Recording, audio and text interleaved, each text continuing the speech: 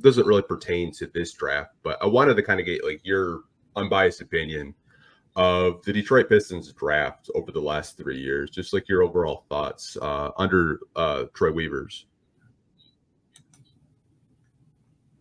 Yeah, I mean, so the last 3 years, that would be starting with Jalen Duren and Jaden Ivey, or I guess that'd be are 4 we years starting with if you Cade? count if you count like the 2020 draft with like Killian and Sadiq and Isaiah Stewart and those guys. Okay, yeah. So starting with them, obviously things didn't work necessarily particularly well with Killian. I mean, you had the hip injury from the start that kind of derailed him, and then obviously just kind of things just didn't work out in the way that you would have liked him from like a talent perspective, based on who he was as a prospect.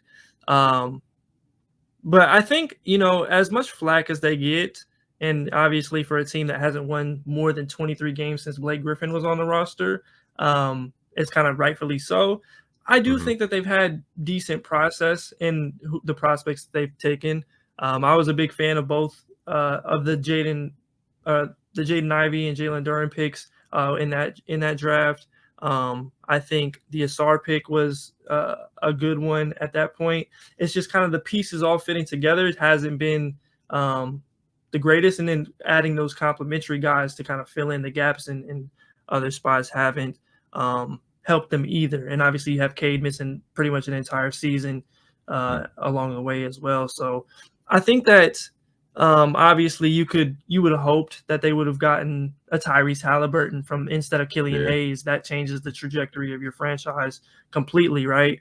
But some of those hit and misses are going to come for pretty much any organization in the league. So you kind of just work with what you got. So I think that they're in a decent spot, to be honest. All things considered, based off of just having talent on a team, but things haven't come together all the way.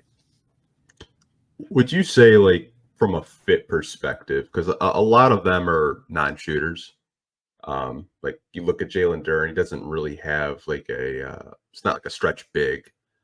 Same with Asar. I mean, he's not really known as a 3-point shooter. Do you think like down the line they might have to make a decision with some of their core pieces, because like ideally they don't really fit together? Yeah, I think that's kind of the biggest question with this draft, and especially the next one with a little bit more talent towards the top and guys that can really change the trajectory of what you got going on. And when you have certain players who you might like, but haven't necessarily performed to the level or don't fit together in the way that you would like, or at least to winning games, then you have decisions to make in whether or not you take a Alex Sarr and based off of how Jalen Duren has performed defensively at the 5, and you have those spacing issues. You've been running Stu at the 4, and then Asar can't shoot. So there's a lot of things that I think factor into that are going to factor into the direction of where the Pistons go in this next couple of years, and decisions will probably have to be made just because they are still in that talent acquisition stage as a franchise. They don't necessarily have the luxury of being like, unless you do feel like two prospects are on the same level, then of course you take the one that fits the best, especially when you haven't done that to optimize a guy like Cade Cunningham his entire career.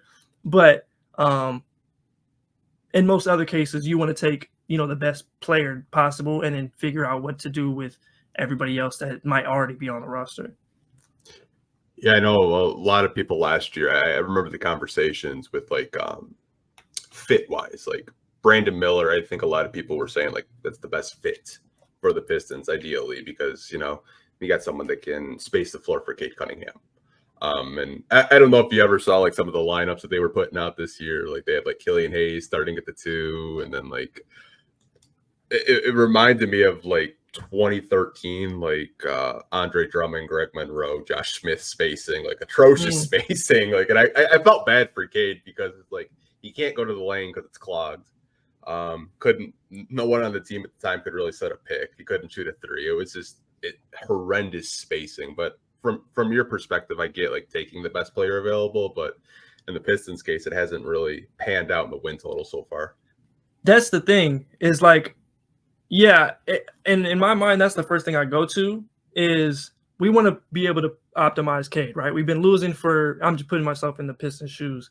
We've been losing for a long time. We want to be able to speed up that process and get players that actually make sense on the basketball court, and hopefully get the coach to play those players in rotations that we like or that make NBA sense in 2024. But at the same time, you don't want to pass up the opportunity of getting,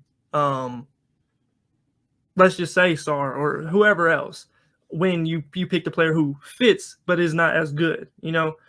I think an example of that would have been in 2019 when the Cavs took Darius Garland when they had Colin Sexton the year before. You got two small guards. Darius Garland is obviously, he's had a little bit more of a down season this year, but they could have very easily taken Jarrett Culver that fit better with what the Cavs had going on. But Darius Garland made an all-star team. Jarrett Culver is out of the league. So those are the things that you kind of have to weigh when you're in a position like this.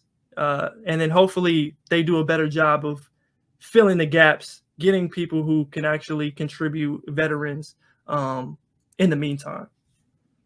Yeah, I 100% agree with that. Everything you say. It's sometimes when I say it, people are just like, you don't know what you're talking about. But the fact that you're basically saying the same thing that I've been saying for like maybe the past like 2-3 years, maybe it'll actually like get through some Pistons fans' heads. Like it's absolutely insane sometimes.